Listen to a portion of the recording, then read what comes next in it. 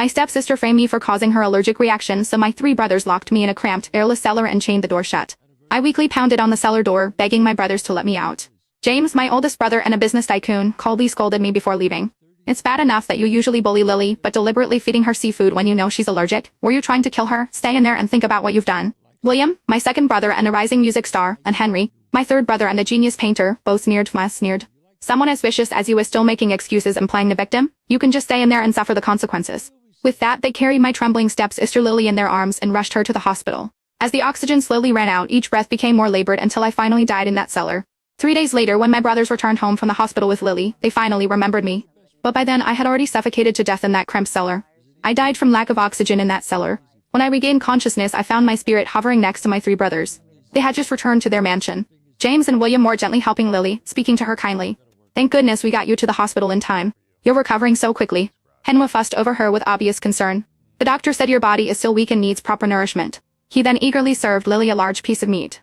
A servant hesitantly spoke up, young masters, Miss Rachel hasn't made a sound in the cellar for 3 days now.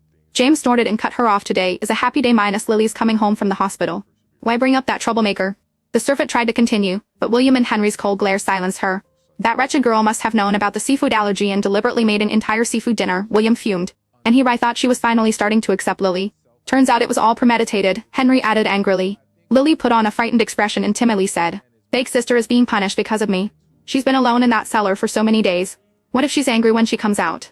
James' expression hardened. Don't worry, Lily. We've been too lenient with her before. She's never faced real consequences. After this lesson, she won't dare bully you again. As he spoke, he instinctively pulled out his phone and refreshed our chat history. But our last messages were still from 3 days ago. In those 3 days I hadn't sent a single message or made a single call. James' eyes flashed with anger. That ungrateful brat, it's been days and she hasn't even sent one message asking how Lily is doing. At that moment Lily deliberately grasped Jane's hand and said in a tearful voice, I just want a big sister to spend time with me. I never meant to steal anything from her. James quickly set down his phone and stroked Lily's head affectionately. Lily, you're so kind. Not like Hermione, she's nothing but an ungrateful wretch. William's eyes filled with cold disdain as he thought of me. That's right.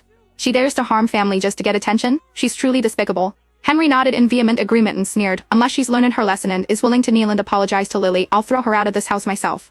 I stood nearby, listening to my brother's words and could only laugh bitterly at the absurdity. But my spirit's actions went completely unnoticed by the living. Ever since our parents died when I was young, my 3 brothers had devoted all their attention to me. One day, I said I wanted a playmate my own age, so my brothers went to an orphanage and adopted Lily as my stepsister. I opened my heart to Lily's arrival, but in front of my brothers she repeatedly framed me, causing them to grow more and more distant from me with each passing day. Including this time minus my 3 brothers locked me in that tiny cellar without a second thought.